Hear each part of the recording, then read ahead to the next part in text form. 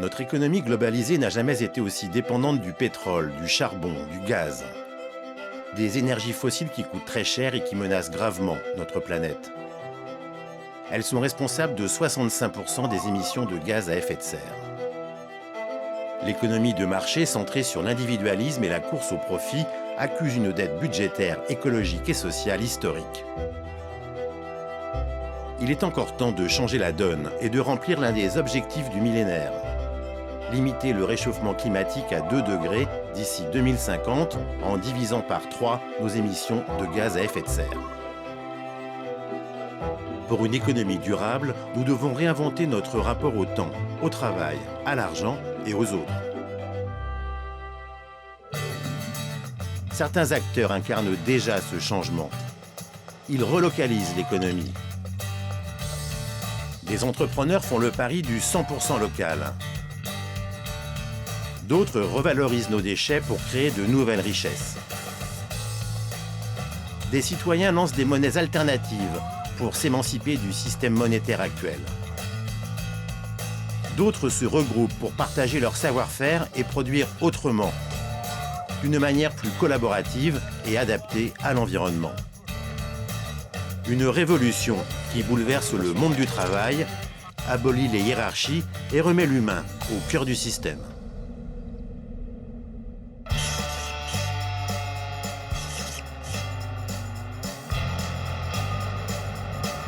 Au sud-ouest du Royaume-Uni, Bristol, 500 000 habitants. Une ville alternative, royaume du graffiti et de la contre-culture. Dans ce bar branché de la ville, on fête ce soir l'arrivée des nouveaux billets d'une monnaie locale, la livre de Bristol.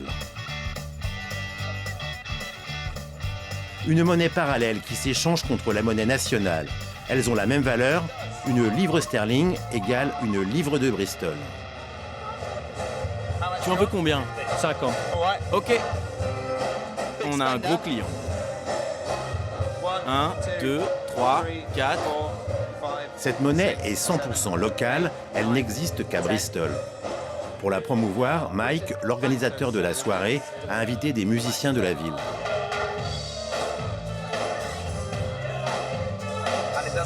L'économie, ça ne doit pas être quelque chose de chiant.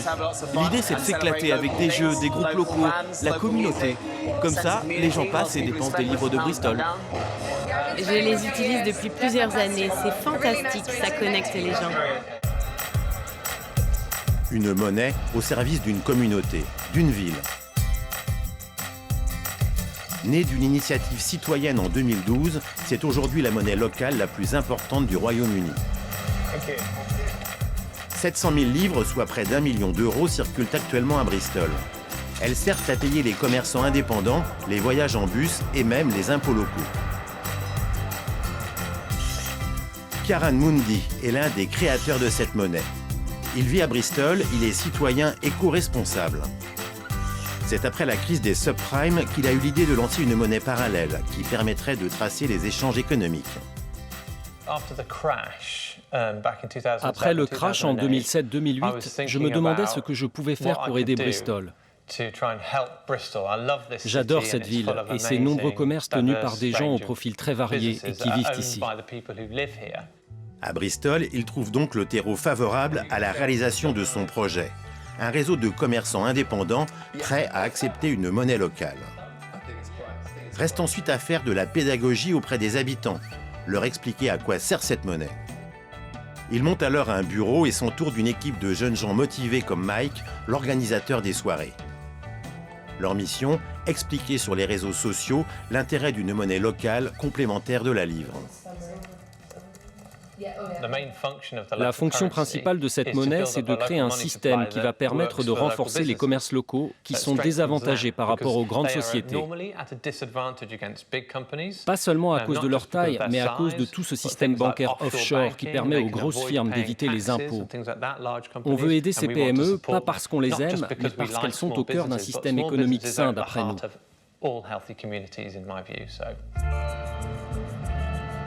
La livre de Bristol est donc avant tout un engagement citoyen en faveur d'un système monétaire indépendant des marchés financiers.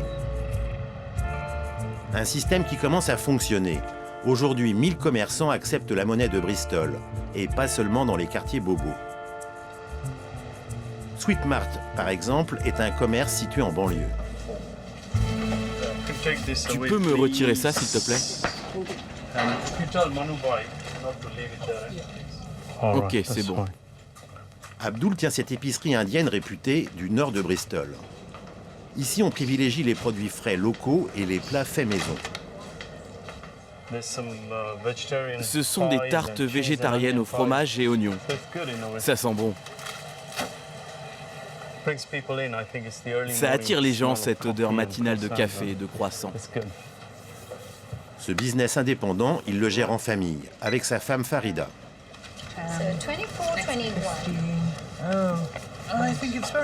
C'est très important de faire tourner l'économie locale.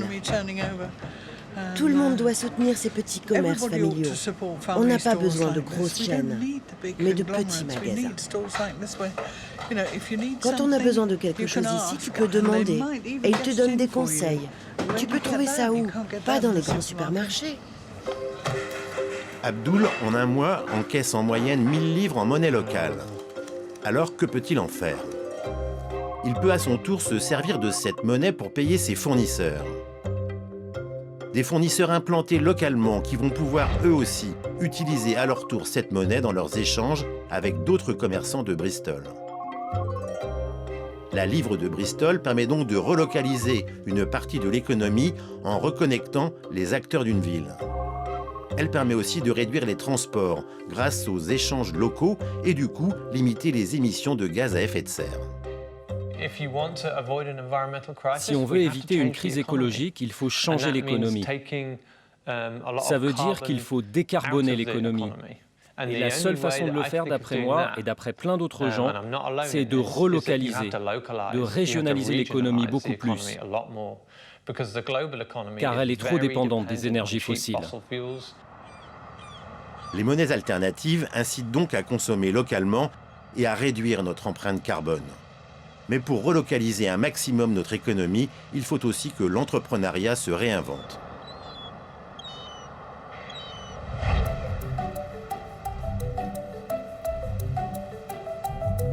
À Lyon, sur le célèbre marché de la Croix-Rousse, un nouvel arrivant tente tant bien que mal de se trouver une place.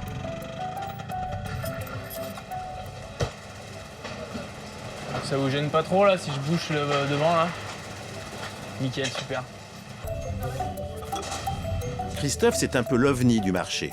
Il propose un produit pour le moins original. Une bière artisanale locale à base de céréales très peu utilisées pour la bière, comme le seigle ou l'épeautre. Christophe est lyonnais, il a 29 ans et veut révolutionner le marché de la bière. C'est un brasseur artisanal pas tout à fait comme les autres. Donc je vais vous prendre une bouteille de ambré, s'il vous plaît. Ouais. Hop là. Christophe s'est fabriqué une brasserie ambulante, avec des fûts installés à l'arrière. On a cette qualité pression qu'on a un petit peu chez le cafetier, parce qu'en fait on sert directement depuis le fût. Donc c'est l'ultra fraîcheur, la bière va mieux se conserver, le circuit de distribution est plus court. Moi j'aime bien une petite bière bien fraîche, ça me plaît bien, voilà. Mais le fait que ce soit produit en local, c'est très satisfaisant par rapport à Cronenbourg. À 5 € la bouteille, il vide ses 4 fûts en une matinée, sans oublier de faire de la pédagogie sur sa méthode. On a nos champs de céréales, nos champs de houblon, on fait toutes nos matières premières. Le challenge technique, c'était d'arriver à vraiment faire le côté local. Car pour faire une bière vraiment locale, Christophe s'est imposé un cahier des charges un peu fou. Il a choisi de ne rien importer ni sous-traiter.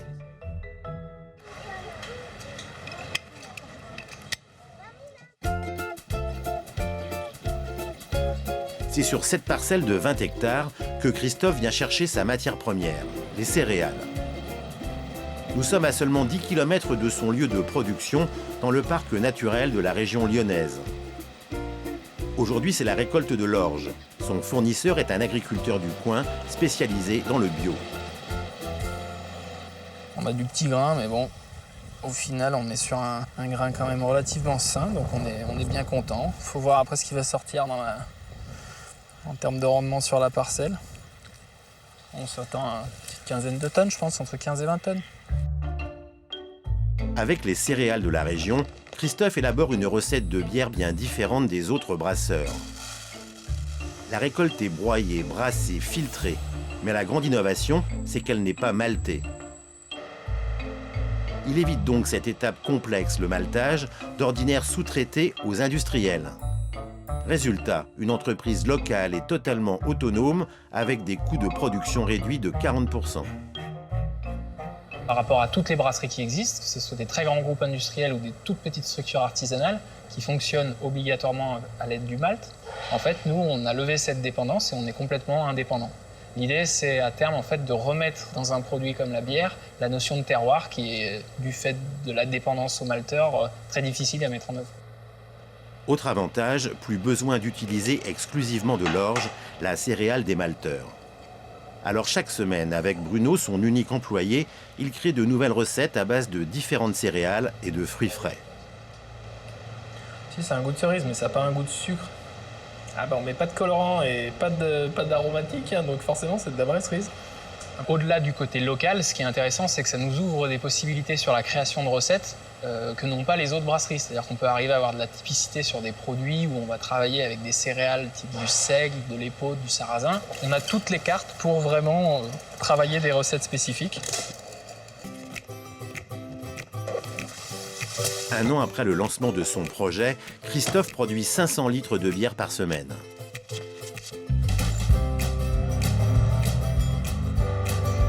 Pour respecter le pari d'un business 100% local, de la production jusqu'à la vente, il distribue ses bières dans un rayon de moins de 100 km.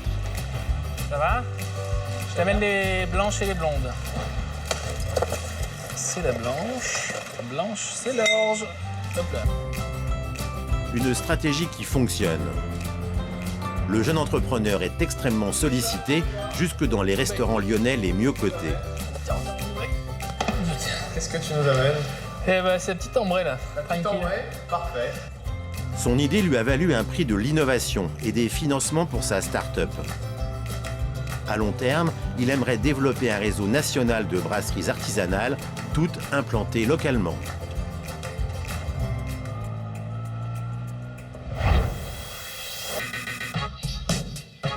L'économie de demain doit être plus locale, mais aussi plus verte. Ça commence par moins de gaspillage. Rien qu'en France, chaque année, nous produisons 31 millions de tonnes de déchets ménagers. Les 3/4 sont incinérés ou stockés. Et la facture est salée pour le contribuable. Le traitement d'une tonne de déchets coûte 150 € en moyenne. Alors, certains entrepreneurs ont eu la bonne idée de revaloriser nos déchets pour en faire un business d'avenir.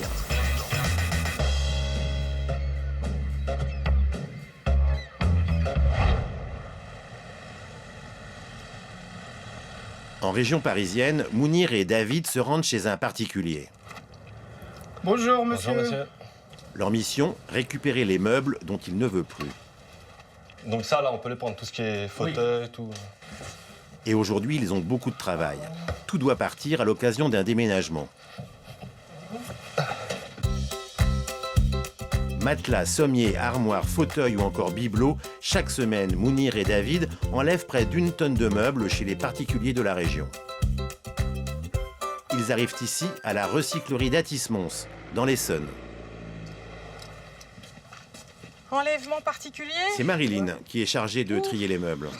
Alors ça c'est tout neuf, c'est bon, ça c'est bon. Là il y a des belles chaises, ah ça c'est intéressant ça. L'assise, a priori, elle est super, c'est bien solide. Ça, c'est quelque chose qui va partir très vite. Ça, d'après toi? Ouais, je dirais qu'on garde ça. Bah voilà, ouais, on garde, parce que l'assise est bonne. Pour éviter d'engorger le site, Marilyn ne garde que ce qui peut être revendu. C'est cuit. On en récupère quand même pas mal, on va dire. On en garde les 2/3 quand même, hein, facile. Ouais. Cette commode, par exemple, n'a pas réussi le casting. Bah non, il paraît comme ça bien, mais il ferme pas, il ouvre pas, le bas a été esquinté, ça fait mal au cœur, mais... Elle sera démantelée et le bois recyclé. Ah ouais, ils sont très bien ceux-là. Pour les meubles qui ont plus de chance, comme cet ensemble de chaises et repose-pieds, direction l'entrepôt pour une séance de shooting particulière. Prise des mensurations, pesée, étiquetage, cette chaise aura droit à son book personnel et à son profil en ligne. c'est la carte d'identité du meuble. Et c'est ce qui va apparaître sur le site. C'est une grosse journée. Dernière retouche maquillage, puis arriver dans le magasin. Moi, j'ai repéré par là, ça irait pas mal. En plus, c'est rose. Moi, j'aurais bien mis ça entre 25 et 30 la chaise. Bah voilà, c'est Toi ce que aussi je disais, 25, Voilà, 25, même, ouais. Ça va partir, c'est Bah sûr, oui, ça va pour plaire, que- oui. Bienvenue dans la boutique des bonnes affaires. Tous ces meubles et objets auraient pu finir à la décharge. Sauf qu'ici, on leur a trouvé une place dans le paradis de la récup. Ils sont revendus à des prix ultra compétitifs. 1,50 € la paire de lunettes et 50 centimes l'étui. On met des prix pas trop chers et comme ça nous permet de limiter les stocks. Bon là c'est des petites choses, des lunettes, mais quand c'est des gros meubles c'est pareil. Hein, le premier but c'est d'écouler parce qu'il ne faut pas que ça s'entasse derrière. Hein. Et mon fils a vu quelque chose qu'on avait donné il y a 2 ans, qui est en rayon maintenant, donc c'est intéressant de voir qu'il y aura peut-être une nouvelle destinée à ces objets-là. Cette recyclerie, c'est donc l'expérience d'une économie circulaire et locale. Elle permet de traiter 400 tonnes de déchets par an qui sont revalorisés et remis dans le circuit. Les meubles sont réparés et même customisés. Une nouvelle filière est née avec un métier d'avenir, l'éco-design, le métier de Delphine. L'idée, c'était justement de travailler cette assise, de la trisser avec de la chambre à air de vélo. Niveau confort, c'est pas mal aussi. 4 ans après sa création, la recyclerie a formé des dizaines de salariés à de nouveaux métiers.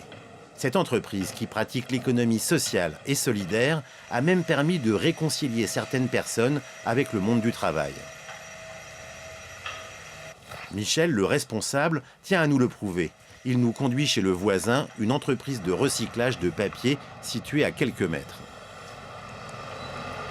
Ça va? Ça va et toi? Alors, quoi de neuf? Ça va, impeccable? Toujours là, hein. Toujours là? Ouais, ça fait 3 ans là. 300 déjà? Ouais. Eh ben dis donc, hein. Quel parcours, hein? Oh, on a tapé de la route avec. Hein. Tapé de la route. Jean-Daniel est la première personne que Michel a embauchée à la recyclerie. À l'époque, il était en situation d'exclusion. Aujourd'hui, il est responsable d'atelier en CDI. Ça fait plaisir. Au moins, dans mon parcours professionnel, j'ai réussi à créer de l'emploi, à leur donner envie d'aller retravailler parce que souvent, il y en a qui viennent, qui ne sont pas qualifiés, qui ont 4-5 ans de chômage, ou même jamais travaillé de leur vie. Et en fait, compte aussi, l'activité du déchet, on croit que c'est sale, mais il y a énormément de choses à faire dans le déchet, c'est revalorisant. D'ici 2020, les métiers du recyclage pourraient créer 600 000 emplois. Retour à Bristol.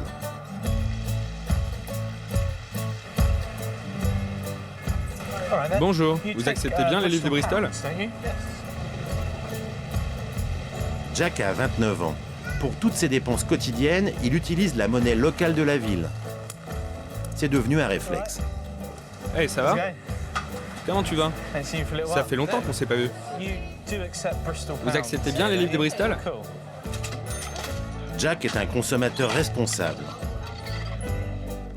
Pour lui, chaque achat doit avoir du sens. Hey, arrête de tremper mes billets dans ta soupe. Quand tu payes pour un sandwich dans un grand supermarché, où va l'argent après? J'en sais rien. Ça peut partir à l'étranger ou alimenter des circuits financiers louches.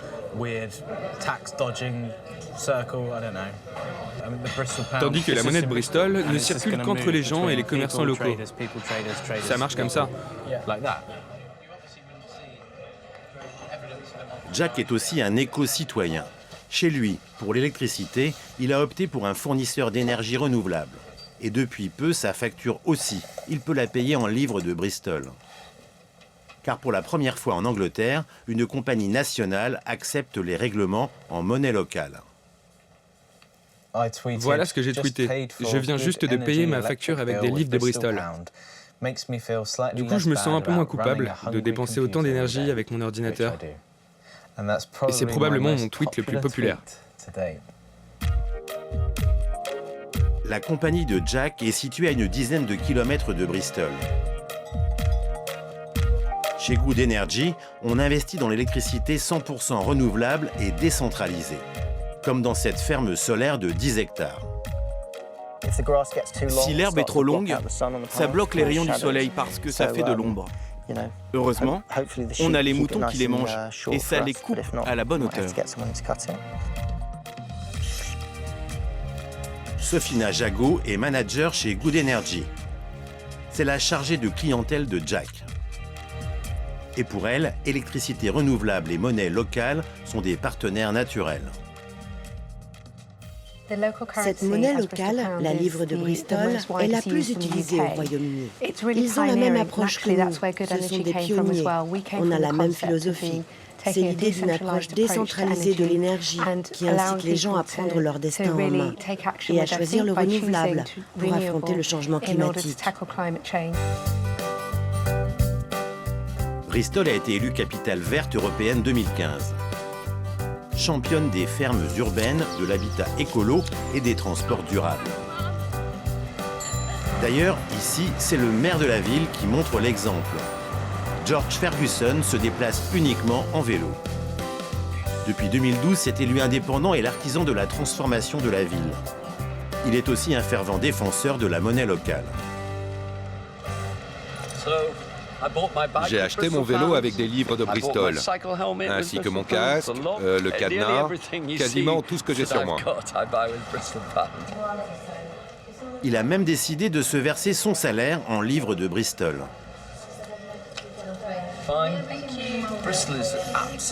Bristol est un laboratoire parfait pour le changement, pour voir si les choses nouvelles marchent. Et si elles marchent ici, elles marcheront ailleurs. D'ailleurs, Nantes vient de lancer sa monnaie locale, et ils se sont inspirés de nous. Aujourd'hui, 5000 monnaies locales existent dans le monde. La crise incite de plus en plus de citoyens à se réapproprier leur monnaie. Certains vont même plus loin et optent pour des systèmes d'échange collaboratifs, basés sur d'autres valeurs que l'argent.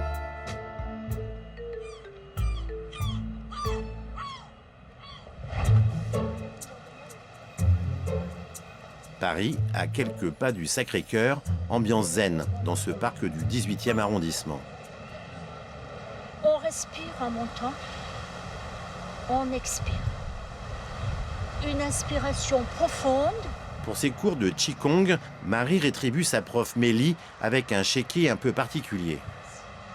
Je te fais un chèque de 3 heures. Okay. Hein? Service rendu, séance de Qigong. L'acheteur, c'est moi. Marie et Mélie habitent dans le même quartier. Elles se sont rencontrées grâce à ce système de chèque-temps. Moi, ça fait pas longtemps que j'habite là. Et donc, c'était une manière pour moi de rentrer justement en contact avec les gens du quartier. Marie fait partie du réseau des accordeurs, une communauté qui pratique l'économie collaborative et qui a choisi le temps comme monnaie d'échange. Le fonctionnement est très simple. Sur Internet, les habitants d'un même quartier proposent de s'échanger des services. Marie donne des cours d'anglais, elle accumule des crédits de temps qu'elle pourra échanger contre d'autres services, par exemple du dépannage informatique ou des gardes d'animaux. Je trouve que quand on vit seul, on se trouve vite avoir des besoins d'aide pour des petites choses simples de la vie, en fait. Parmi les 300 membres que compte l'accorderie du 18e, Marie fait partie des habitués. Ce soir, elle rejoint d'autres accordeurs pour partager un repas dans un café associatif. Ici, l'ambiance est chaleureuse et tout le monde se connaît. Mais ça va, mon grand. Eh ben, tu vois, regarde, j'ai beaucoup travaillé. Ça travaille bien, toi. Papa, moi, je travaille pour toi bientôt, là. En France, les accorderies comptent plus de 5000 membres. Ces réseaux collaboratifs, sociaux et solidaires permettent de replacer les rapports humains et le sens du partage au cœur de nos échanges. Partager le savoir-faire, s'organiser et se grouper pour être plus autonome, une tendance qui gagne aussi un secteur clé de l'économie, l'innovation. En région parisienne, le château de Millemont. Derrière ces murs du XVIe siècle, de drôles de locataires ont investi les lieux. Une communauté d'inventeurs de 15 nationalités différentes vit ici pendant 5 semaines. Ils ont accès à des technologies de pointe pour inventer les objets de la transition écologique. Des objets du quotidien qui réduiront l'impact de l'homme sur l'environnement. L'innovation est ici au service de l'écologie. Parce qu'il y aurait cette partie-là qui serait immergée dans l'eau. Oui, en fait qui te capte la température finalement. Gillian et Benjamin ont inventé une bouilloire qui gaspille moins d'eau et d'énergie. On est parti en fait d'une bouilloire traditionnelle et on a essayé de voir comment, en s'inspirant du vivant, on pouvait la rendre plus écologique et la rendre plus performante, notamment dans sa consommation énergétique. Cette bouilloire a été imaginée à partir des propriétés de certains animaux. C'est ce qu'on appelle le biomimétisme. On retrouve l'inspiration du nautile. Donc, par son organisation de la coquille, nous nous sommes également inspirés donc, de la termitière pour la gestion en fait, des flux d'énergie à l'intérieur de l'objet, de l'ours polaire également pour une première couche d'isolation, et ensuite du bec de toucan pour avoir une grande couche d'isolation autour de la bouilloire pour garder l'eau chaude le plus longtemps possible. Côté cour, les écuries du château ont été transformées en un atelier de fabrication éphémère, un Fab Lab à ciel ouvert. Jason est venu spécialement de Finlande pour finaliser un projet sur lequel il travaille depuis 5 ans. Un prototype de douche qui recycle l'eau en temps réel.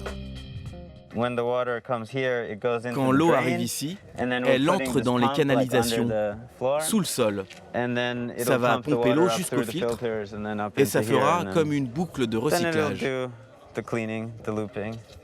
Cette douche pourrait faire économiser jusqu'à 33 000 litres d'eau par personne chaque année. L'idée, c'est de fabriquer quelque chose qui consomme peu d'énergie, bon marché, avec des matériaux qu'on peut trouver partout. Des matières premières faciles à trouver pour que l'invention soit reproduite partout dans le monde et par n'importe qui. Car ici, pas de brevet. Toutes ces inventions sont en open source. Ça veut dire que les plans, les notices et la méthode de fabrication ne sont pas protégés, mais accessibles à tout le monde. Tristan a créé un moniteur capable de mesurer l'énergie produite dans une maison. Un moniteur qu'il a mis en open source, ses plans sont téléchargeables sur Internet. L'open source, c'est la capacité de voir comment quelque chose marche, avoir accès au dessin. Et comme ça, tu peux le modifier, l'utiliser comme tu en as envie. Tu n'es pas restreint, tu es toi aussi propriétaire de cette technologie. Résultat, en expliquant sa méthode, il a conquis les internautes et il s'est constitué un réseau d'utilisateurs qui le soutiennent dans le monde entier et participent même à l'amélioration de son produit. Récemment, on a reçu d'importantes contributions de la part de certains membres de notre forum. Ils m'ont aidé à améliorer ce logiciel en allongeant la durée de vie du moniteur. Benjamin est l'un des organisateurs de l'événement. Il est convaincu que l'open source permet d'accélérer l'innovation. Le modèle économique de demain, il tourne autour de la communauté. C'est-à-dire qu'il ne suffit pas d'avoir uniquement un produit ou un service, mais si vous avez autour une communauté de contributeurs, une communauté d'utilisateurs qui va apporter de la valeur ajoutée en améliorant le produit ou le service, en apportant du support par exemple, en validant la R&D, en apportant une preuve qu'il y a un vrai marché et un vrai besoin pour cet usage, vous allez être beaucoup plus fort. Ces nouvelles façons de produire permettent de nous émanciper d'un vieux modèle industriel centralisé. En 2050, pourront-elles bénéficier aux pays émergents? Certains n'attendent pas l'arrivée des technologies occidentales et réinventent le progrès. La créativité est libérée et tout devient possible avec les moyens du bord.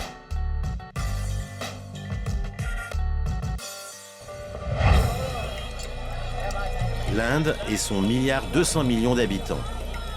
Un pays à l'échelle d'un continent où 30% de la population vit sous le seuil de pauvreté. La faiblesse extrême des revenus prive 500 millions d'Indiens d'un accès à l'électricité. À l'ouest du pays, dans la région aride du Gujarat, les températures peuvent monter jusqu'à 50 degrés. Impossible de conserver les denrées alimentaires au frais, la plupart des gens n'ont pas de réfrigérateur. C'est ici que Mansuk, un potier de 49 ans, a eu une idée de génie. Il a inventé un réfrigérateur sans électricité.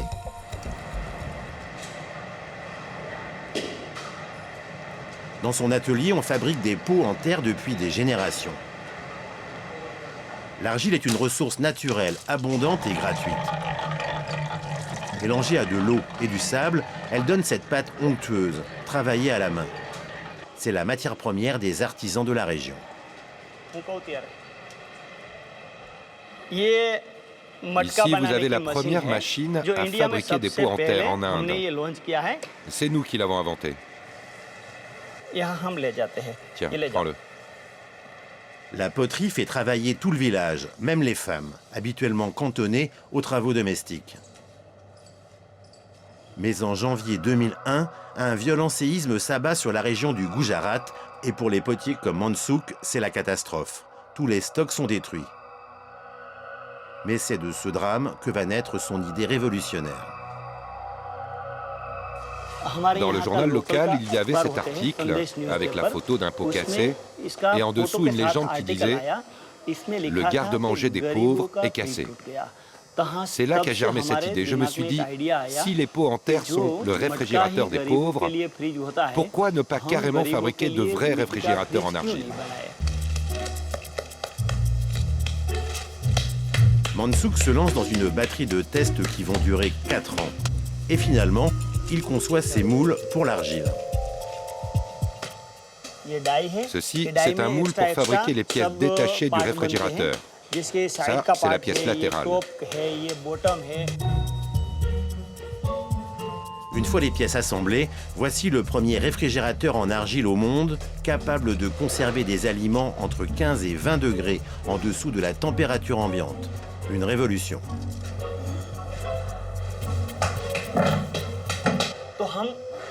Ici, tout le monde rêve d'avoir un réfrigérateur à la maison, parce que c'est pratique. Mais personne n'a d'argent pour s'en payer un, ou même pour payer les factures d'électricité. C'est pour réaliser le rêve de ces pauvres que j'ai pensé à concevoir ce réfrigérateur. Un objet écolo. Équipé d'un conduit d'eau, il fonctionne grâce à un procédé scientifique très simple, l'action réfrigérante de l'eau au contact de l'argile. Nous versons l'eau par le haut, et la terre du réfrigérateur étant poreuse, ça permet à l'eau de s'évaporer et de garder les parois fraîches. Grâce à cela, les fruits et les légumes à l'intérieur se conservent jusqu'à 7 jours. Mansuk est devenu un héros national. Il a déjà vendu 10 000 réfrigérateurs en argile dans son pays, comme chez cette femme de la région qui n'a pas l'électricité chez elle.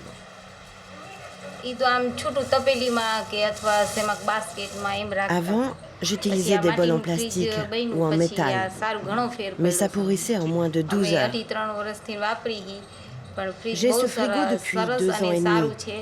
Je mets les légumes, ils se conservent 5 jours. J'y mets aussi les produits laitiers.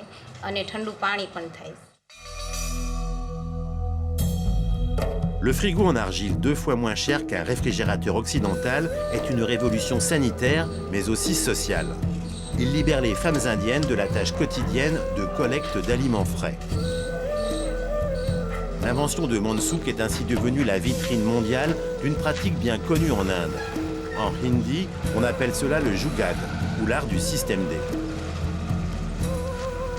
Une approche pragmatique qui consiste à opter pour des technologies moins coûteuses, plus locales, plus adaptées à l'environnement et souvent naturellement plus écologiques. L'innovation frugale libère peu à peu les populations des pays émergents de leur dépendance vis-à-vis des technologies occidentales hors de prix.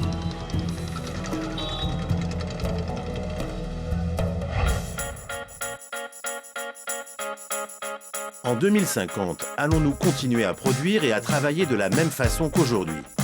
Encouragés par la révolution numérique, de plus en plus de citoyens réinventent leur rapport au travail en privilégiant l'autonomie et la créativité.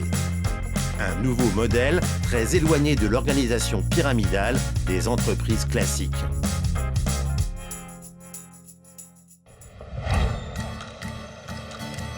Au cœur de Paris, cette ancienne usine textile est désormais occupée par une entreprise qui fait beaucoup parler d'elle. Au point qu'on y organise des visites guidées. Alors Numa, qu'est-ce que c'est? C'est très compliqué à expliquer en quelques mots. Moi, ça fait 4 mois que je suis à Numa et j'ai toujours pas tout compris, pour rien vous le cacher. Ce groupe de la Chambre de commerce et de l'industrie est venu s'imprégner de l'atmosphère particulière qui règne dans ces open space. Ils sont attribués, ils s'attribuent ces espaces. C'est par affinité. Tout est ouvert, tout le monde peut communiquer. En plus, on voit que les étages sont ouverts aussi bien là que là. Et ça, c'est super intéressant parce qu'il n'y a pas d'enfermement finalement. Numa est devenue la fourmilière de l'innovation numérique. Ambiance Silicon Valley, avec des trentenaires au profil très variés, convertis au coworking, des espaces de travail partagés. On s'échange des cartes de visite, des contacts et surtout on travaille dur, comme Marie, qui monte une start-up digitale. On travaille toutes les deux ici des journées entières, jusqu'à parfois un peu tard dans la soirée, et ça nous permet de nous retrouver, d'avoir un espace d'échange pour toutes les deux. On peut rencontrer plein d'autres entrepreneurs qui ont les mêmes galères que nous, avec qui on peut échanger, faire des tests, se donner vraiment des conseils. C'est sympa, l'ambiance est chouette et c'est facile de rencontrer des gens. L'espoir de Marie, c'est de se faire repérer par les équipes de Numa pour intégrer les bureaux du premier étage, un accélérateur de start-up. Ici, on accélère en un temps record le développement d'une vingtaine de jeunes boîtes du numérique triées sur le volet. 6 mois de coaching intensif pour être compétitive. En contrepartie, Numa prend 3% des parts de ces entreprises. Alexandra et Pierre font partie des 20 startups sélectionnées pour suivre ce programme. Aujourd'hui, ils sont coachés par Fiodor, l'un des experts de Numa. Il y a beaucoup d'améliorations possibles. L'application qu'ils ont créée permet de scanner les produits alimentaires pour déchiffrer leur composition. Une appli pour mieux se nourrir, et aujourd'hui c'est Marie qui sert de testeuse. Si je dois scanner tous les produits du supermarché, je ne suis pas rendue. Et du coup, je me dis que j'aimerais bien avoir une liste de produits qu'on me propose, quoi, à la limite. Numa nous permet d'avoir tous ces gens pratiquement à disposition, qui viennent à nous au lieu qu'on aille les chercher, et de raccourcir le temps, en fait, de faire en 6 mois ce qu'on ne serait pas capable de faire en 2 ans ou voire plus. Tu es un peu à l'aise avec le mail ou avec d'autres systèmes? À la tête de cette entreprise assez unique en son genre, une ancienne directrice des ressources humaines, Marie Vorgan-Lebarzik, 40 ans, la pionnière du coworking à Paris. Elle est aujourd'hui la présidente de Numa. Numa, au départ, c'est la conviction qu'on est plus fort ensemble pour construire son projet de manière générale et construire son projet à l'heure du numérique et où tout un tas de fondamentaux sont remis en question. C'est aussi un peu changer le monde. Numa attire aussi les grands groupes en quête de modernité. Ici, les managers de multinationales comme Vinci, l'AFP et aujourd'hui Transdev, l'un des leaders du transport public, acceptent de revoir leurs fondamentaux dans des séances de coaching intensives. Je dirais que la méthode Numa, c'est la méthode spéciale start-up, des méthodes très rapides, un peu en mode sprint, méthode agile, pour développer des solutions comme le font les start-up. On court-circuite tout et on va directement sur le terrain pour tester nos hypothèses et les vérifier. Il y a 8 ans, ce genre de structure n'existait pas. Aujourd'hui, on compte 120 espaces de coworking à Paris et il s'en ouvre 3 nouveaux chaque semaine. Renouveler notre rapport au travail, à la hiérarchie, est-ce le privilège d'une élite connectée? À la campagne aussi, on réinvente le management, quitte à le faire carrément disparaître. 7h30 en Ille-et-Vilaine. Le supermarché bio de Cesson ouvre ses portes aux clients dans 1 heure. Michael est le premier arrivé. Bon, tu me mets une longe, s'il te plaît. Une quinzaine de jambonneaux. Tu vas me mettre 2 jambons blancs aussi. Saucisses fumées aussi. Je suis en train de Il voir ça. s'occupe du rayon boucherie. Tous les lundis, il réapprovisionne ses stocks. C'est lui qui prend les commandes et choisit les fournisseurs. Il gère lui-même ses horaires et arriver tôt le lundi, c'est son choix. Moi, le lundi, ça me dérange pas de venir. J'ai mes collègues, je sais que ça leur fait plaisir d'avoir un petit week-end en prolongation.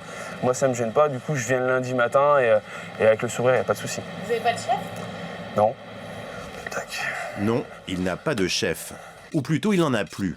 Depuis 6 mois, son entreprise Scarabée Biocop fonctionne sans directeur de magasin, sans DRH et sans chef de rayon. C'est moi qui ai toute la latitude pour gérer le rayon. Bah, si j'ai envie de le gérer comme ça, j'ai plus de compte à rendre, ça va beaucoup plus vite. On est beaucoup plus autonome. La hiérarchie pyramidale a disparu. Chacun des 80 salariés est devenu son propre chef et s'autogère. Avant, c'était Marc, le grand décideur. Il a dirigé le magasin pendant 23 ans. En bon manager, il gérait tout et tout le monde, jusqu'à frôler le burn-out. J'avais le sentiment d'être partout et de tout, enfin pas de tout faire, parce que heureusement que je ne pouvais pas tout faire, mais d'être sollicité, d'être dispersé, et au bout du compte, quelquefois avoir le sentiment de ne pas avoir été jusqu'au bout de certaines choses. Ce qui est obsolète, c'est de croire qu'on peut tout gérer tout seul et de pouvoir de mener une entreprise seule, se croire indispensable. Irremplaçable, et se dire que si l'entreprise fonctionne, c'est parce que je suis là. Non, ça c'est vraiment obsolète, là, faut arrêter de rigoler. Oui, bonjour, c'est Marc Chevalier de Scarabée Biocop. Je vous appelle. Aujourd'hui, il gère les devis, la logistique ou la sécurité du magasin, des missions qu'il a choisies. Et c'est Nelly, son ancienne subalterne, qui a volontiers récupéré une fonction dont il ne voulait plus. Vous pouvez faire de la bouillie ou de la polenta, quelque chose d'un peu plus compact. Le conseil aux clients. Elle gère aussi le rayon vrac et la caisse. Les salariés n'occupent plus un poste précis, mais une série de rôles. Une nouvelle organisation du travail qui révolutionne aussi le fonctionnement du restaurant du magasin. En cuisine, on est loin de l'ambiance de brigade. Je suis là à la légumerie, je serai à la plonge et en même temps, je suis au niveau de la communication client. Je sais que je dois faire telle tâche, je m'implique, mais de manière convenable pour que la tâche réussisse. Ce n'est plus parce que je vois mon chef que je fais un bon travail, mais c'est parce que j'y crois. Ce système de gouvernance partagée a un nom, l'holacratie. Une méthode venue des États-Unis qui place la transparence et l'autonomie au cœur du monde de l'entreprise. Chez Scarabée, c'est Isabelle Bord, l'ancienne présidente du directoire, qui a impulsé ce changement. Elle a dû, elle aussi, renoncer au pouvoir. Il n'y a pas que des cadres qui ont des neurones dans la tête, hein. Ça appartient à tout le monde, ça c'est la première chose. Et ce qui ne me convenait pas, moi personnellement, c'était ce système de chef en fait, où on voit des égos qui grandissent au sein des entreprises et qui quelque part dirigent leurs équipes de façon assez autoritaire, assez égotique. Les personnes perdent le sens de leur travail, elles ne savent pas pourquoi elles font cette action. Là, du coup, ça remet complètement en perspective le sens du travail de chacun. Et bonjour. Avant l'holacratie, les réunions importantes ne concernaient qu'une poignée de salariés, les 8 membres de la direction. 11, 12, 13, 14, 15, 16, 17... Aujourd'hui, les réunions de gouvernance rassemblent 25 personnes et ce n'est plus Isabelle qui les anime, mais Hugo. Élu par ses collègues, il est là pour faire respecter les règles de l'holacratie. De clôture, il n'y a que la personne qui a la parole qui peut parler, messieurs. Ces 25 personnes ne sont plus des chefs, mais des porte-paroles qui représentent l'ensemble des salariés et font remonter les problèmes du quotidien. Je remonte l'attention du cercle charcuterie. Ce matin, il a récupéré ses caisses avec du jus dedans. Alors, je ne vous annonce pas la couleur après le week-end, mais à un moment donné, il va sérieusement s'énerver, je pense. Donc, c'est quoi l'information que tu veux passer? Les caisses traiteurs et charcuterie doivent être lavées et rendues propres. La parole des salariés est libérée. Chaque problème est traité collectivement et sa solution enregistrée dans un logiciel accessible à tous. Maintenant, c'est marqué, les gens ne peuvent plus dire qu'ils ne savaient pas. C'est ça la transparence en fait. Donc les gens ne peuvent plus se dire c'est pas ma faute, j'étais pas au courant. Si, c'est ta faute et t'étais au courant. Parce que toute l'organisation, tout le système est pensé pour que tout le monde soit au courant tout le temps. Que les gens ne peuvent plus se cacher derrière ce défaut de transparence. Pour les anciens chefs comme Marc ou Isabelle, il faut parfois lutter contre ces anciens réflexes. Le côté moins facile, c'est de ne pas laisser sortir spontanément ce que j'aurais envie, de dire. Il faut que je me muselle un peu et que je laisse faire le processus et que je laisse les membres prendre leurs responsabilités. En France, une douzaine d'entreprises ont choisi cette méthode de management. Scarabée fait partie des pionniers et se confronte à des problématiques nouvelles. Comment redéfinir les grilles de salaire? Comment adapter les règles de l'holacratie au code du travail? S'il faut un jour amener un petit dossier jusqu'aux hautes instances qui s'occupent du droit du travail, et ma foi, on n'exclut pas cette possibilité-là. Voilà. L'idée, c'est on peut changer le monde. Changer le monde en redonnant du sens au travail. Libérer la parole des individus pour en faire des acteurs autonomes et responsables du monde de demain.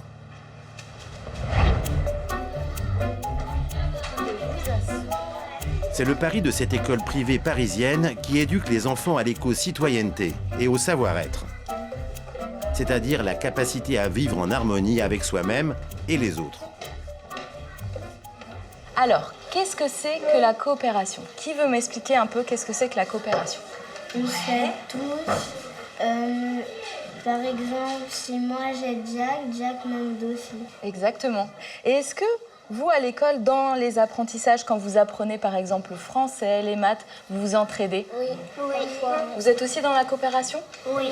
Super. C'est un crayon coopératif. C'est un crayon magique. Super. Ici, entre deux cours élémentaires, des ateliers collectifs centrés sur l'épanouissement personnel au sein du groupe. Comment vous vous êtes senti pendant cette séance de crayon coopératif? On a bien coopéré, il n'y a pas quelqu'un qui a tiré d'un côté et les autres qui ont du coup pas tiré parce qu'ils n'avaient pas assez de force. Exact. Du coup, on a tout coopéré ensemble. Exactement. Pour les enseignants, la confiance en soi est la clé de voûte de ce projet éducatif. Alors à chaque petit incident, c'est la table ronde pour un débrief collectif. Qu'est-ce que tu as ressenti à ce moment-là? J'ai ressenti que les autres, ils ne voulaient pas de moi. Vous voyez? Entendez bien ce qu'elle dit, Iris, là? Ouais.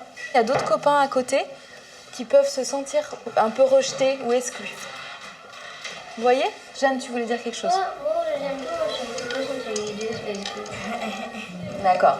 Donc, J'ai bien aimé ce palais aussi. super. Donc c'est bien que tu te sentes leader. Après, c'est important que ça soit un leader éthique, comme on dit. Un leader qui prend bien tout le monde en compte. N'oublie pas quelqu'un sur le chemin. Si chacun ici apprend à mieux se connaître, à mieux connaître les autres et à être dans cette dynamique-là, ils pourront, ces enfants-là, créer un monde meilleur et changer les choses et créer une économie plus collaborative, avec plus de sens, avec plus d'humanité. Plus tard, adulte, est-ce que vous allez vous rappeler de tout ça quand vous serez plus grand? Et est-ce que vous le direz aussi à vos enfants? Oui. Si t'en as. Pour moi, le monde de demain, c'est ça. C'est des adultes qui se sentent heureux, épanouis, d'agir pour autre chose que leur petit nombril ou pour autre chose qu'un projet qui serait de la rentabilité à court terme ou de la performance à court terme, mais pour agir pour des projets qui sont porteurs de sens pour l'humain, pour la planète.